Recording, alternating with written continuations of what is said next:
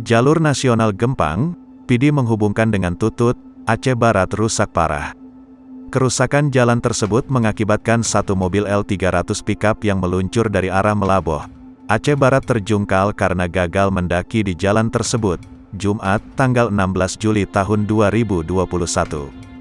Video berdurasi 2,7 detik itu memperlihatkan detik-detik L300 pickup terjungkal di tengah jalan. Peristiwa tunggal itu tidak menimbulkan korban jiwa. Adalah sopir bernama Nurdin.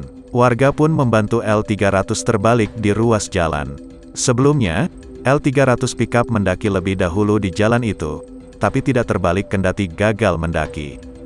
Imum Mukim Gempang, Nyak Cut, kepada serambinews.com, Jumat, tanggal 16 Juli tahun 2021, mengatakan, insiden L300 pickup terbalik di Simpang Baibon di ruas jalan Gempang Tutut, Aceh Barat.